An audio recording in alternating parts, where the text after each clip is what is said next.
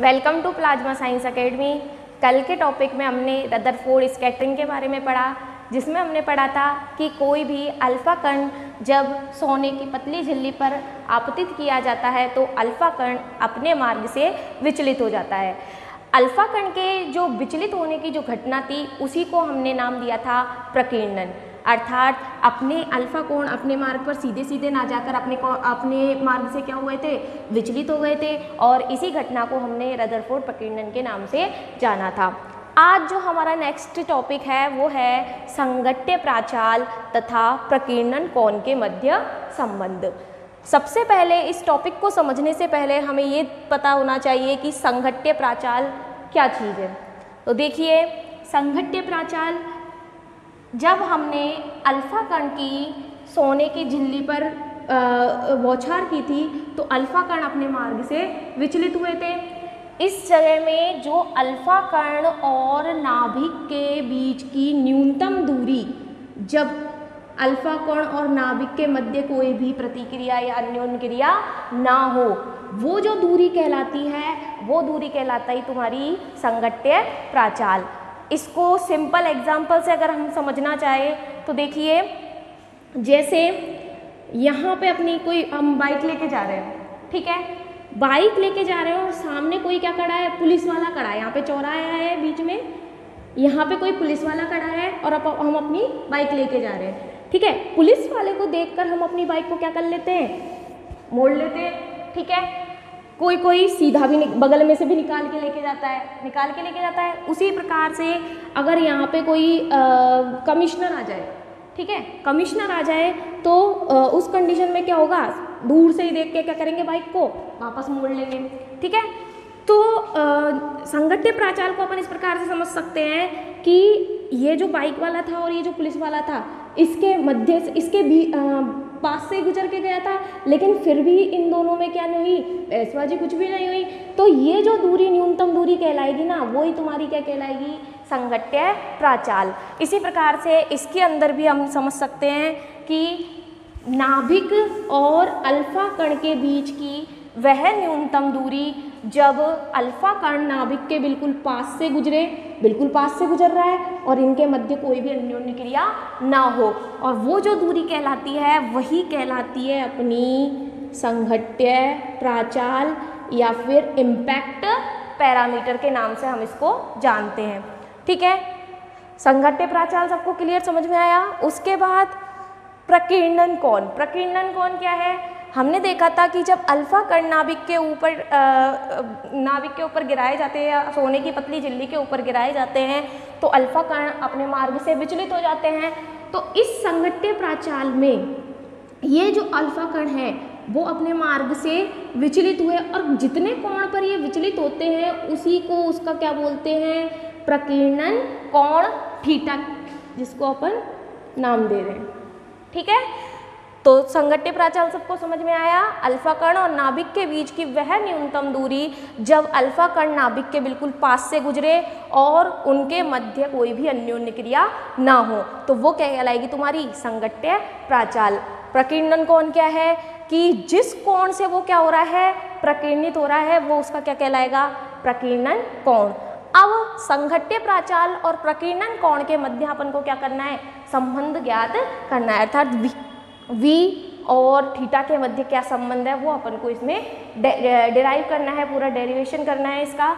तो देखिए, सबसे पहले किसी भी डेरिवेशन को समझने से पहले हमें सबसे पहले कुछ पोस्टुलेट्स दिए गए थे, मतलब जो पिछली क्लास थी हमने उसमें कुछ पोस्टुलेट्स पढ़े थे, कुछ अभिग्रहित पढ़े थे, उन्हीं को आधार मानकर इस डेरिवेशन को किया जाएगा। जिसमें अपन ने फर्स्ट पोस्टुलेट उसका पढ़ा था कि अल्फा कण और नाभिक के मध्य कोई भी अन्य कूलाम प्रतिकर्षण बल कार्य करता है।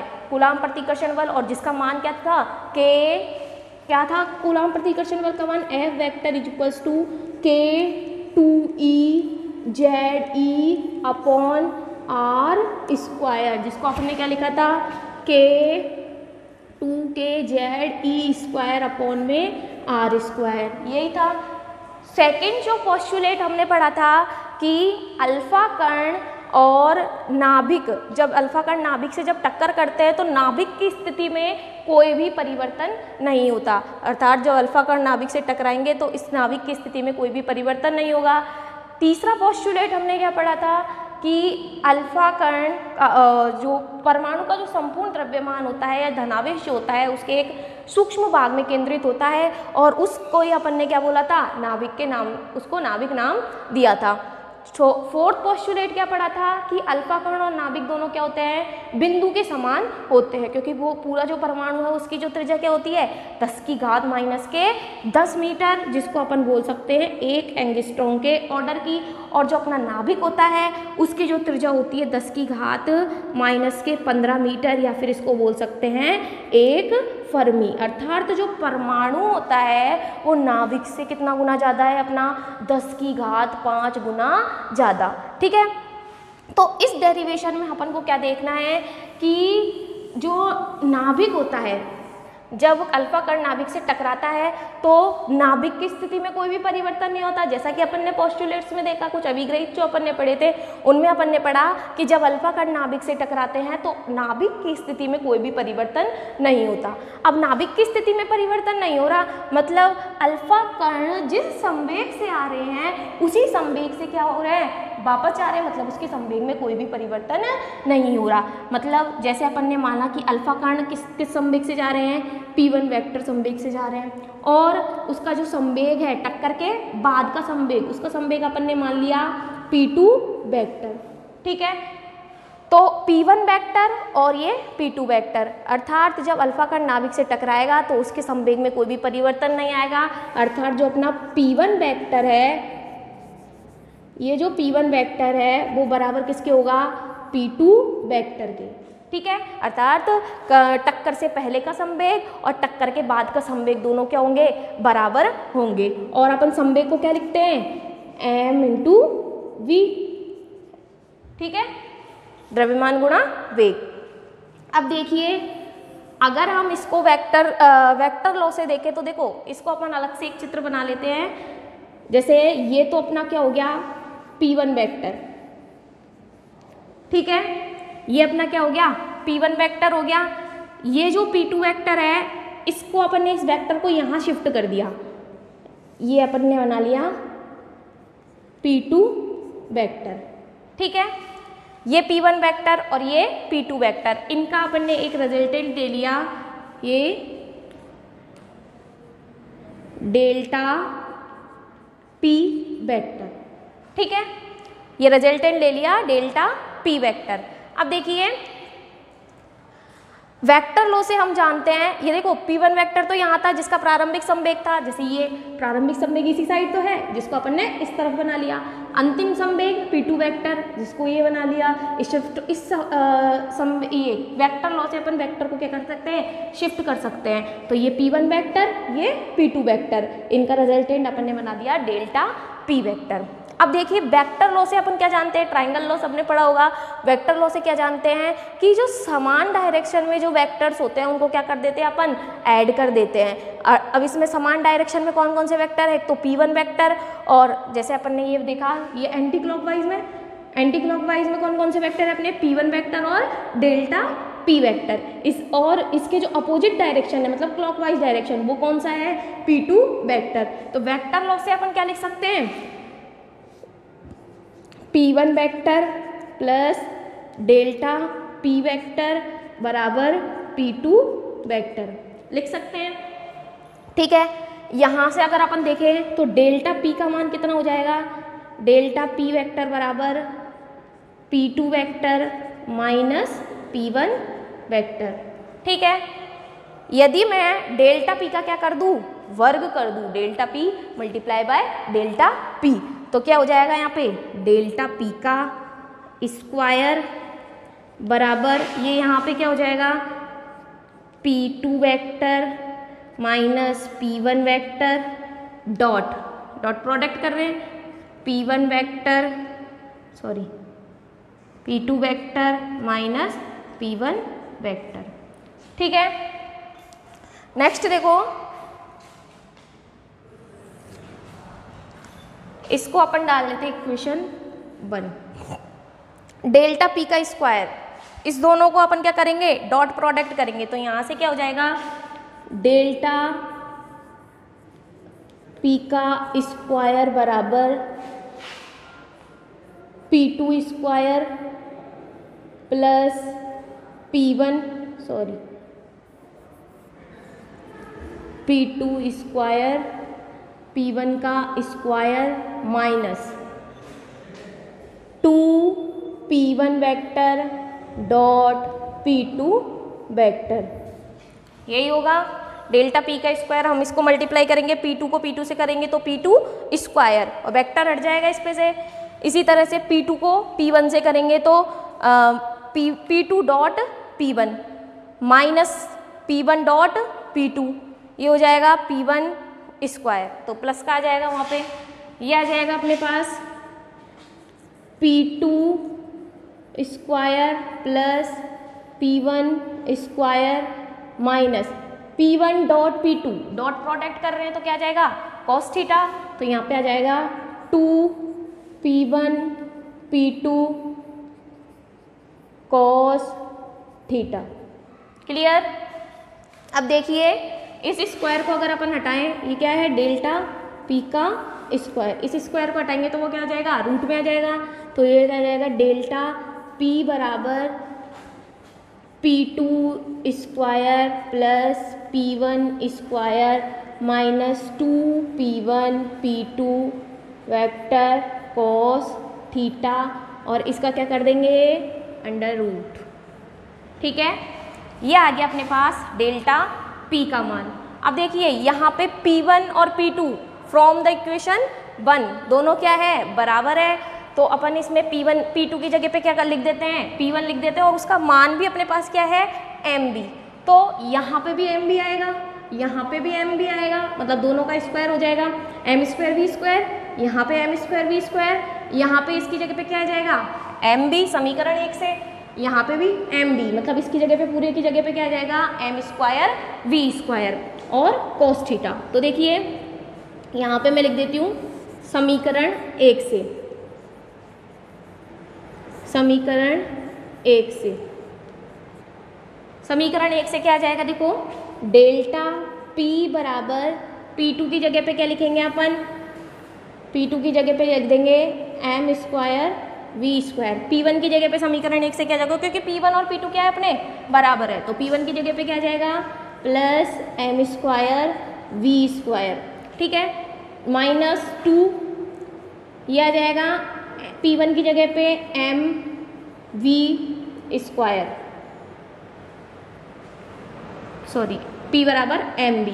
इसी प्रकार से P2 की जगह पे P बराबर MB, और ये cos थीटा अपना एज इट इज। ठीक है, अब देखिए MB और MB क्या हो जाएगा, M स्क्वायर V स्क्वायर, यहाँ पे M स्क्वायर V स्क्वायर, यहाँ पे M स्क्वायर स्क्वायर, और यहाँ पे भी M स्क्वायर V स्क्वायर। तो अपन क्या कर लेंगे, इसको कॉमन ले लेंगे, सारे में से कॉमन लिया तो रूट में से बाहर आएगा तो क्या आ जाएगा अपने पास, स्क्वायर हट जाएगा, मतलब M गुणा B अंडर रूट ऑफ, यहाँ पे क्या बन जाएगा 1 प्लस 1 माइनस 2, ये कॉस थीटा। क्लियर। अब देखिए बराबर MB under root of 1 plus 1 कितना हो गया, 2 माइनस 2 कॉस थीटा। क्लियर। इस 2 को क्या कर लें, कॉमन ले ले, तो यहाँ पे क्या आ जाएगा MB अंडर रूट को क्या कर लिया अपन ने, कॉमन ले लिया, तो यहाँ पे क्या बच गया अंदर, 1 माइनस कॉस थीटा। ठीक है, ये किसका मान आया अपना, डेल्टा P का।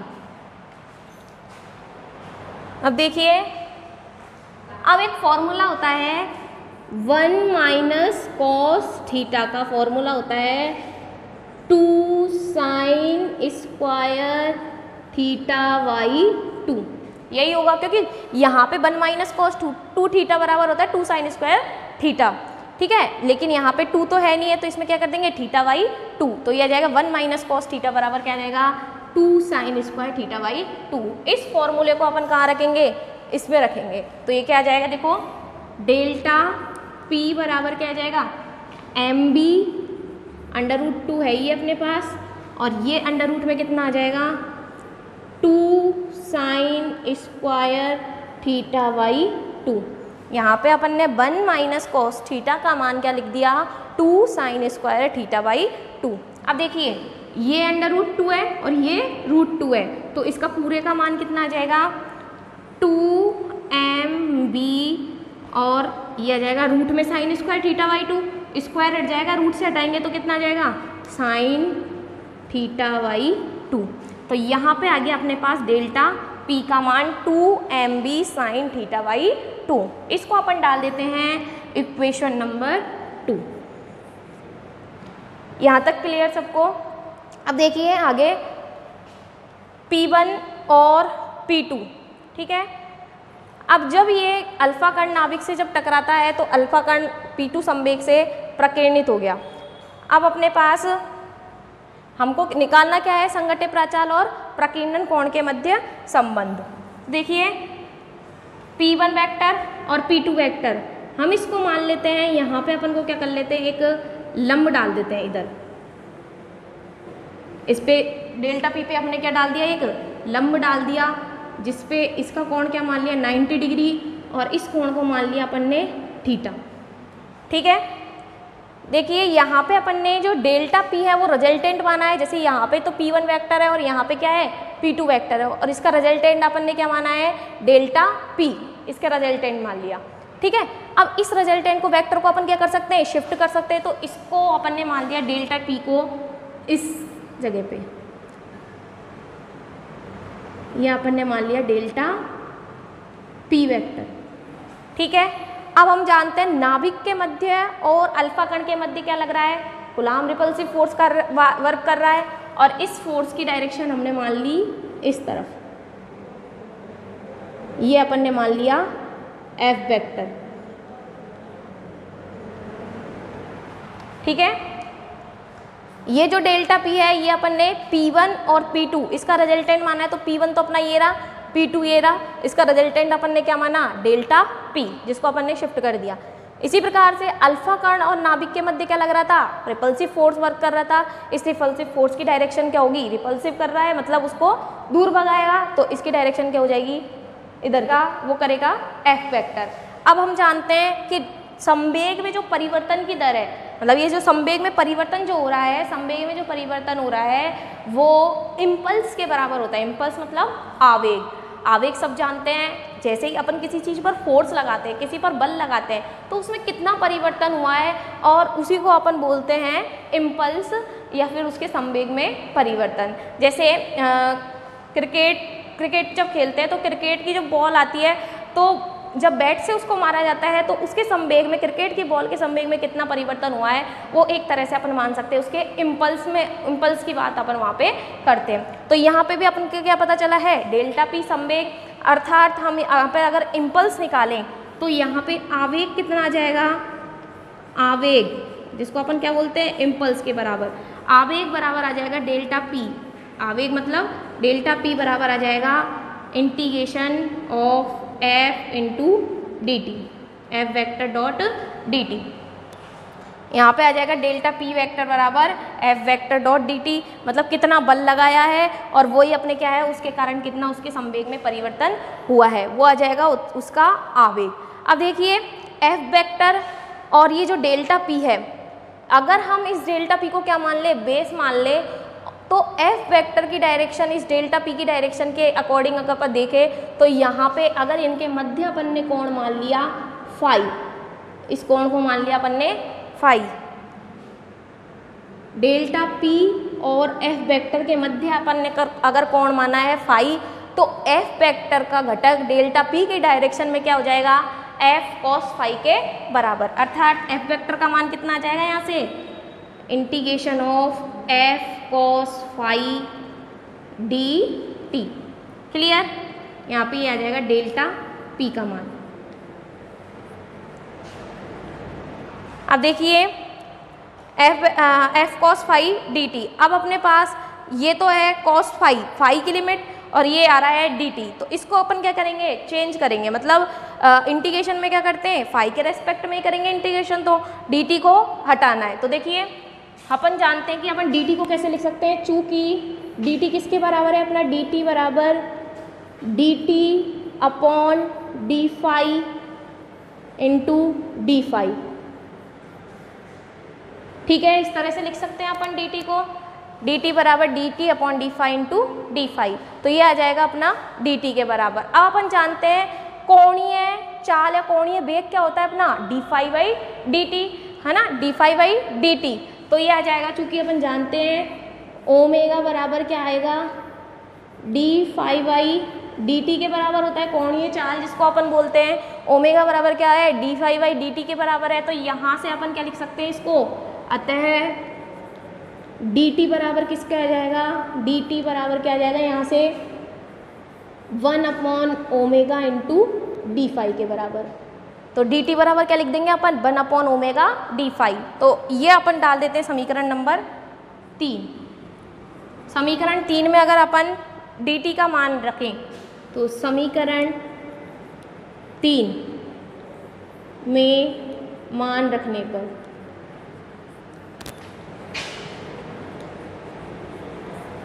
समीकरण 3 में अगर अपन dt का मान रखें तो यहाँ से क्या आ जाएगा, देखो डेल्टा p वेक्टर बराबर f तो है ही है, f इंटीग्रेशन कॉस फाई और dt की जगह पे क्या लिखेंगे अपन, 1 अपॉन ओमेगा डी फाई। यह आ जाएगा 1 upon omega d phi. Clear.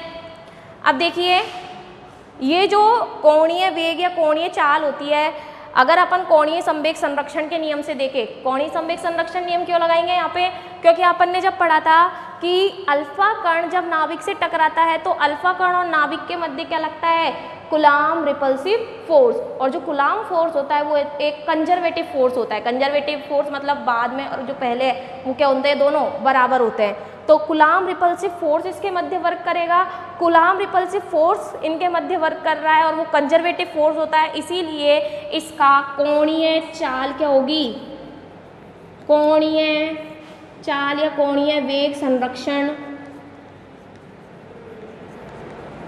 नियम से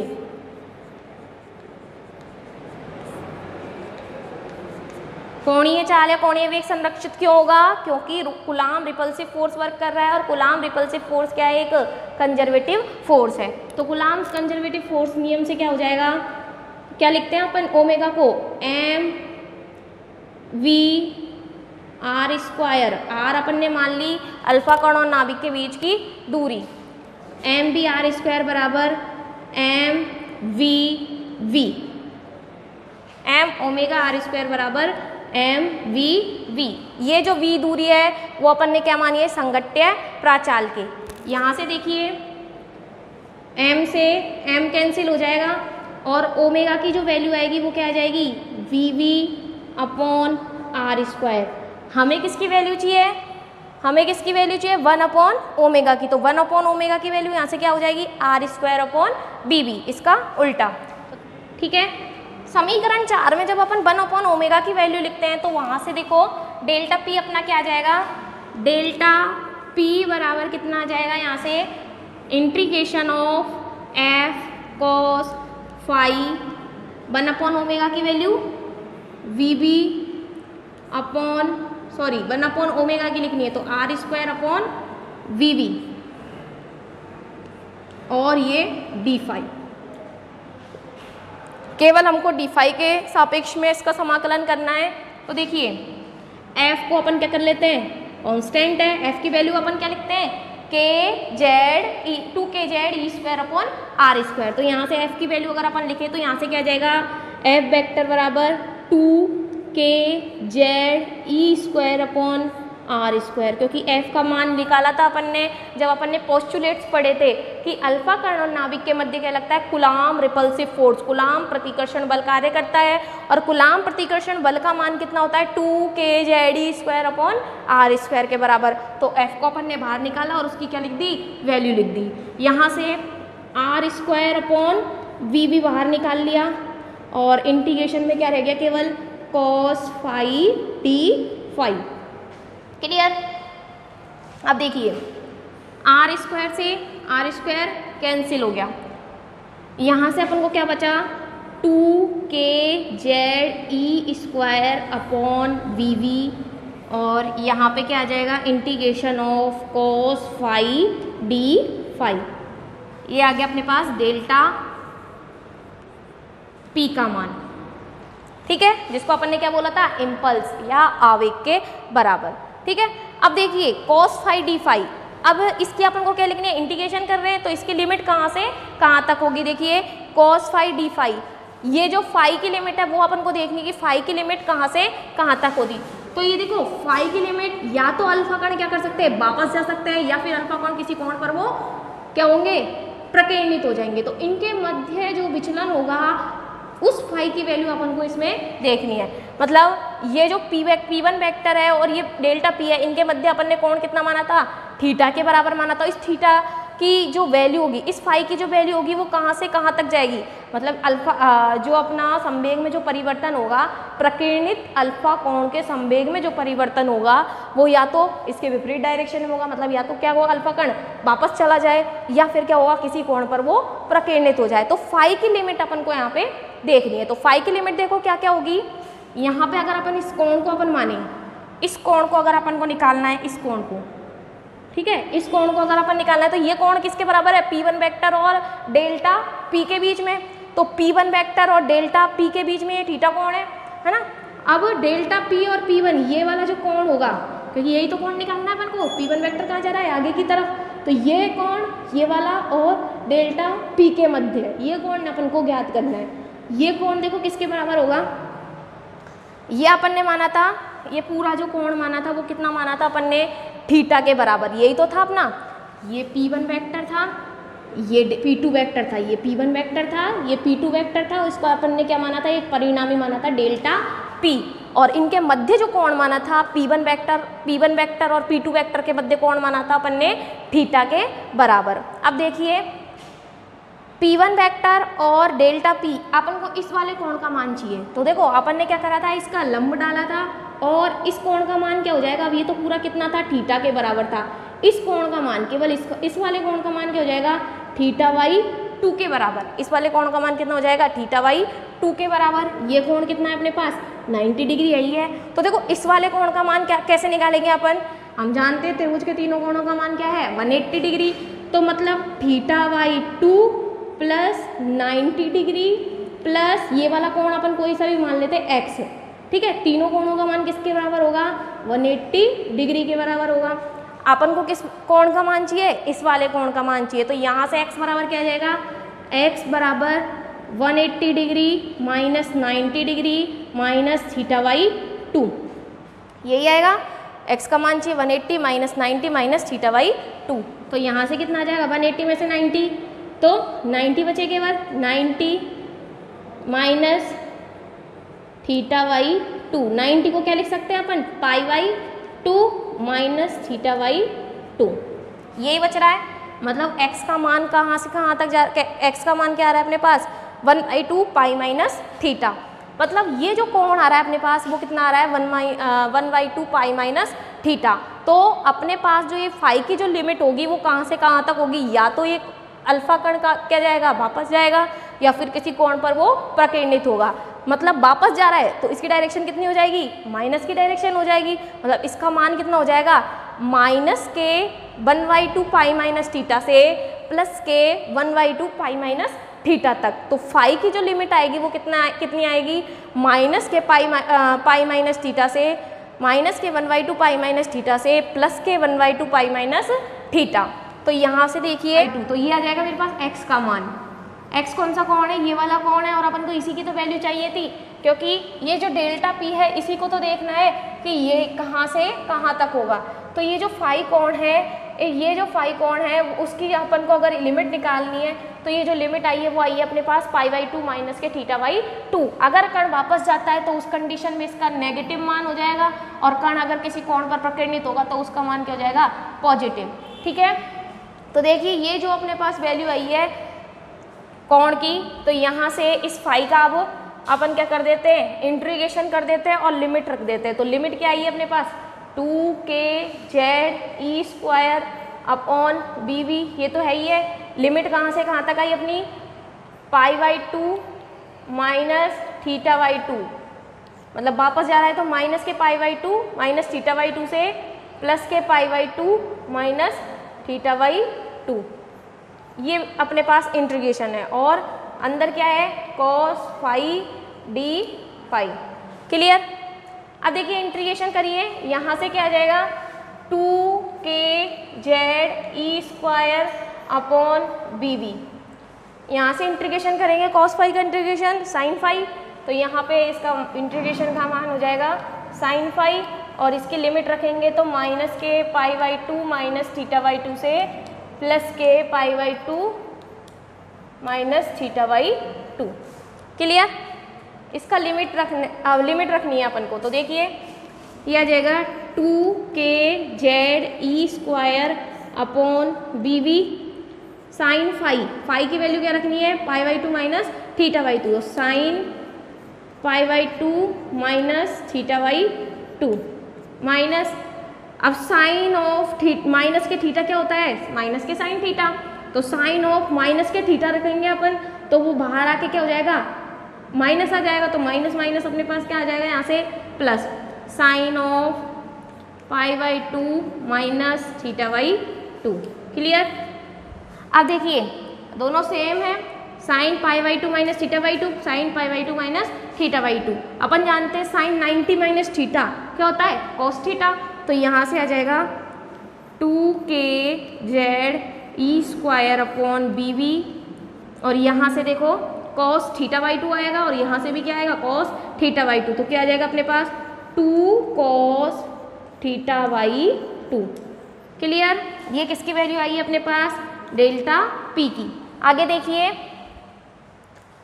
2 cos θ/2। अब देखिए हमारे पास जो डेल्टा पी की वैल्यू थी, डेल्टा पी की वैल्यू समीकरण हमने निकाला था, समीकरण नंबर 2 जो निकाला था, डेल्टा पी की वैल्यू आई थी 2mb sin θ/2, यही आई थी अपने पास समीकरण 2 से।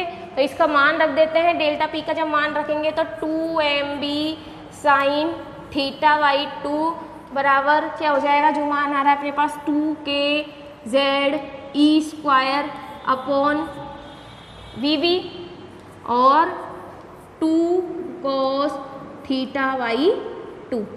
क्लियर, यही आ रहा है अपने पास वहाँ से। अब देखिए 2mb sin θ/2, 2kz, ये 2 और 2 क्या जाएगा 4, और 4 से अपन 2 को कैंसिल कर देंगे तो कितनी बार कटेगा, 2 बार कटेगा, तो यहाँ से आ जाएगा mb sin θ/2 बराबर 2kz² अपॉन bv cos θ/2। अब देखिए हमें निकालना क्या था, संघट्य प्राचाल और प्रकीर्णन कोण के मध्य रिलेशन निकालना था। तो हमारे पास संघट्य प्राचाल तो क्या है, b है, प्रकीर्णन कोण क्या है, थीटा है, तो v को इधर ले जाओ और बाकी बची कुची जो भी राशि है उसको इधर ले आते हैं। तो देखिए v का मान क्या आ जाएगा, यहाँ से v बराबर 2kz² अपॉन v तो है ही है, और ये mb साइन θ/2, ये यहाँ से आ गया, और ये आ गया cos θ/2। देखिए cos θ/2 बटे में sin θ/2 क्या हो जाएगा, cot θ/2, तो यहाँ से आ जाएगा 2kz² अपॉन mb² cot θ/2। ये आ गया अपने पास b का मान। ठीक है। अब देखिए हाफ mb², यही बन रहा है हाफ mb²। हाफ mb² मतलब काइनेटिक एनर्जी, गतिज ऊर्जा, जिसको मैं मान लेती हूँ कि E बराबर, मान लिया चूँकि E बराबर क्या होती है 1/2 mb², तो यहाँ पे E हाफ mb² की जगह पे क्या पुट कर देंगे अपन, E। ठीक है। तो यहाँ से जो b का मान आएगा वो आएगा अपने पास 2 तो हट जाएगा, kz² अपॉन में E cot θ/2। ये जो मान आ रहा है ये कहलाता है, ये संबंध जो, ये रिलेशन जो आता है ये कहलाता है अपना संघट्य प्राचाल और प्रकीर्णन कोण के मध्य संबंध। ठीक है।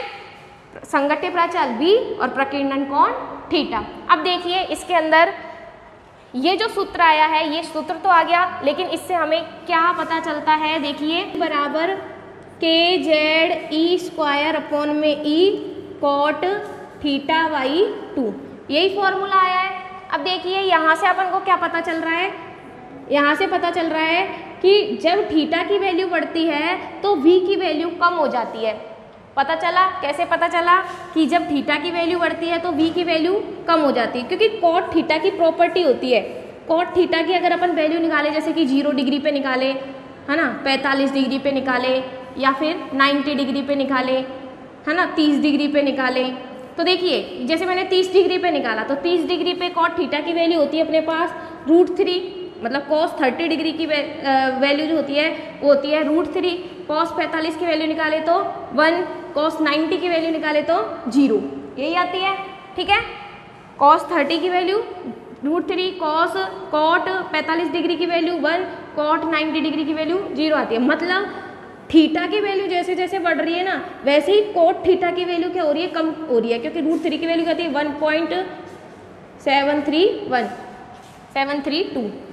ठीक है, तो देखिए पहले तो 1.7, फिर 1 और फिर 0, तो जैसे जैसे थीटा की वैल्यू बढ़ रही है वैसे वैसे अपने पास पूरे कॉट थीटा की वैल्यू क्या होती जा रही है, कम होती जा रही है।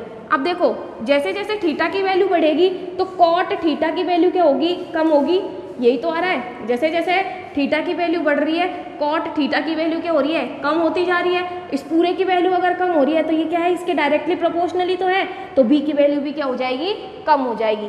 तो देखिए मतलब इसका अर्थ क्या हुआ कि थीटा की वैल्यू अगर अपने पास कम है तो उस कंडीशन में b की वैल्यू क्या होगी, ज़्यादा होगी, या अपन बोल सकते हैं अगर थीटा की वैल्यू ज़्यादा है तो उस कंडीशन में b की वैल्यू कम होगी। क्लियर, क्योंकि पूरे थीटा की वैल्यू कम होने से पूरे कॉट थीटा की वैल्यू तो बढ़ जाएगी, और इसकी वैल्यू जब बढ़ जाएगी तो इसकी वैल्यू भी क्या आएगी, अपने पास बढ़ी हुई आएगी। ठीक है, अब देखिए कंडीशन क्या थी कि जो अल्फा कण है वो अगर सीधा जा रहा था तो बिल्कुल अपने मार्ग से पुनः विचलित हो गया था। मतलब देखिए जब सेंटर पे जब आया था वो, तो उस कंडीशन में अगर अपन देखें तो संघट्य प्राचाल b का मान क्या आएगा बताइए, 0 के बराबर आएगा। मतलब अगर थीटा बराबर अपने पास 180 डिग्री है तो उस कंडीशन में b का मान क्या होना चाहिए, 0 होना चाहिए। संघट्य प्राचाल क्या था, थीटा बराबर क्या था कि प्रकीर्णन कोण ही तो था कि किस कोण से वो प्रकीर्णित हुआ है। तो मैंने मान लिया जो सेंटर वाला था वो 180 डिग्री के कोण पर प्रकीर्णित हुआ है। ठीक है, मतलब उसका प्रकीर्णन कोण क्या है, 180 डिग्री, और उस कंडीशन पे अपने b का मान बिल्कुल क्लियर दिख रहा है कि b का मान क्या होना चाहिए, 0 होना चाहिए। तो अपन इस फॉर्मूले से देखिए कैलकुलेट भी कर सकते हैं, यदि थीटा की वैल्यू b की वैल्यू कब 0 होगी, v की वैल्यू अगर अपने पास 0 है तो थीटा की वैल्यू देखो क्या आएगी, v की वैल्यू 0 है तो मतलब कॉट थीटा बाई 2 इसकी भी वैल्यू क्या होगी, 0 होगी। ठीक है, कॉट थीटा बाई 2 की वैल्यू 0 कब होती है, जब थीटा बाई 2 कितने के बराबर हो, π/2 के। मतलब कॉट 90 डिग्री की वैल्यू हमेशा क्या होती है, 0 होती है। तो यहाँ से अपने पास क्या आ गया, थीटा बराबर पाई।